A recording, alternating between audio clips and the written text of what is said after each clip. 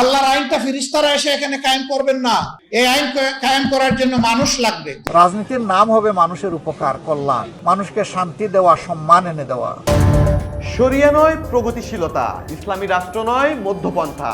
ভোটের ঠিক আগেই জামায়াতের নতুন পরিচয়। প্রশ্ন উঠছে, এটা কি আদর্শের পরিবর্তন নাকি নতুন প্রতারণা?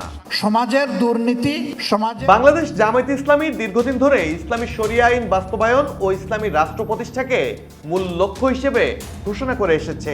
একসময় তাদের স্লোগান ছিল সৎ লোকের শাসন চাই, আল্লাহর আইন চাই। 2012 সালের আগে জামায়াতের গঠনতন্ত্রে স্পষ্টভাবে উল্লেখ ছিল আল্লাহ প্রদত্ত ও রাসূল প্রদর্শিত রাষ্ট্র ব্যবস্থার কথা। কিন্তু 2012 সালের অক্টোবরে হঠাৎ করেই গঠনতন্ত্র সংশোধন করে দলটি। নির্বাচন কমিশনের শর্ত পূরণে ইসলামী রাষ্ট্রের কথা বাদ দিয়ে যুক্ত করা হয় গণতান্ত্রিক রাষ্ট্র ব্যবস্থা। কৌশল বদলালেও প্রশ্ন রয়ে গেছে, আদর্শ কি বদলেছে নাকি শুধু মোড়ক বদলেছে?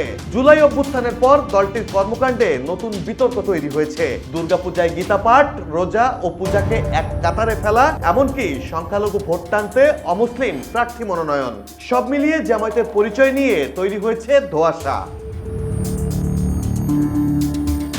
সর্বশেষ ভারতীয় গণমাধ্যমে দেওয়া এক সাক্ষাৎকারে জামায়াত আমির দাবি করেছেন, জামায়াত একটি প্রগতিশীল ও মধ্যপন্থী ইসলামী দল। গণতন্ত্র, বহুত্ববাদ ও অন্তর্ভুক্তিমূলক শাসনের প্রতি তারা অঙ্গীকারবদ্ধ।